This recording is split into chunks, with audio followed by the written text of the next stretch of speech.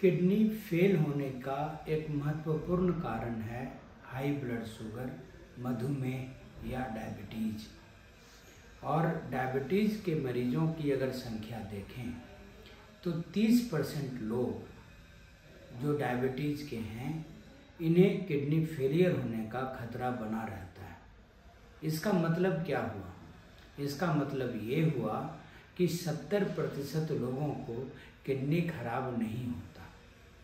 अब होता क्या है कि ये 70% भाग्यशाली लोग समाज में कन्फ्यूज़न फैलाए रहते हैं कि देखो मैंने तो ये कर लिया, मैंने तो वो कर लिया, मुझे कुछ नहीं हुआ।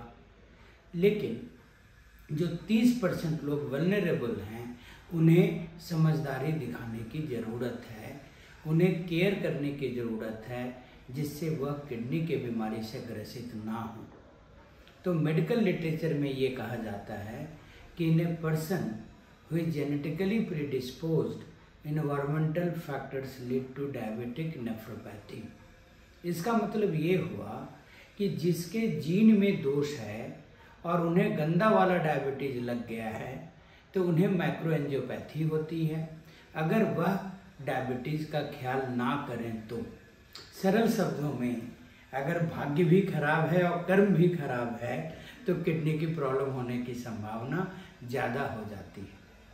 तो पता कैसे चलेगा कि यह आदमी सुरक्षित है या वल्नरेबल है? इसके लिए डायबिटीज़ के मरीजों में अगर हम ये देखना चाहें कि सबसे पहला असर किडनी पे क्या आया तो एक बहुत सिंपल टेस्ट है, यूरिन फॉर प्रोटीन। अगर हम यूरिन की जांच कराते हैं और पेशाब में प्रोटीन आने लगा इसका मतलब किडनी की प्रॉब्लम शुरू हो गई। इतना ही नहीं, इसके साथ साथ ब्लड प्रेशर भी बढ़ जाता है। लोग इसे आम हार्ट की बीमारी समझ के इग्नोर कर लेते हैं।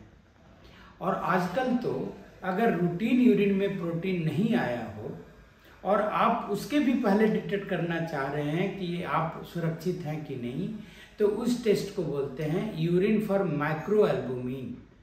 और अगर यूरिन फॉर माइक्रोएल्बुमिन पॉजिटिव है मतलब आपको नेफ्रोलॉजिस्ट के सेवाओं की ज़रूरत है। तो ऐसे लोग जिनके यूरिन में प्रोटीन आ रहा है ऐसे लोगों को माइक्रोएंजियोपैथी होती है। इनकी बारीक नाड़ियाँ शुगर के प्रभाव से क्षतिग्रस्त होने लगती हैं और ऐसे लोगों को आँख में प्रॉब्लम, हार्ट में प्रॉब्लम, नसों में प्रॉब्लम और किडनी में प्रॉब्लम होने की संभावना रहती है। और बुरी बात यह है कि यह बीमारी समय के साथ बढ़ती है। अगर आप नेफ्रोलॉजिस्ट के सुपरविजन में रेगुलर इलाज करा रहे हैं और प्रोटीन के लीकेज के दौरान से ही ट्रीटमेंट करवा रहे हैं तो यह बीमारी बहुत हद तक काबू में आ जाती है और इस किडनी को सालों साल चलाया जा सकता है। अगर किडनी पे असर आ गई तो क्या होता है, हमारी प्राथमिकताएं बदल जाती हैं। हमें शुगर के प्रति, बीपी के प्रति बहुत गंभीर होने की आवश्यकता है, परहेज पे ध्यान देने की ज़रूरत पड़ती है, मोटापा को कंट्रोल करने की ज़रूरत है, जीवन शैली में बदलाव करने की ज़रूरत है और नेफ्रोलॉजिस्ट के सुपरविजन में ढेर सारी दवाइयों का लाभ लेकर के किडनी के बीमारी को बढ़ने से रोकने की ज़रूरत है। तो किडनी के मरीज, बहुत बार लोग बोलते हैं जी मुझे पता ही नहीं चला, जबकि सब लोग जानते हैं कि डायबिटीज़ में किडनी की संभावना होती है। तो ऐसे लोग जिन्हें भी डायबिटीज़ है तो उन्हें कम से कम डायबिटीज़ डिटेक्ट होने के वक्त ही किडनी का बेसिक टेस्ट जरूर करा लेना चाहिए, इंक्लूडिंग यूरिन फॉर प्रोटीन। अगर यूरिया क्रिएटिन नॉर्मल भी है तो भी आपको यूरिन फॉर प्रोटीन या यूरिन फॉर माइक्रोएल्बुमिन करा लेना चाहिए।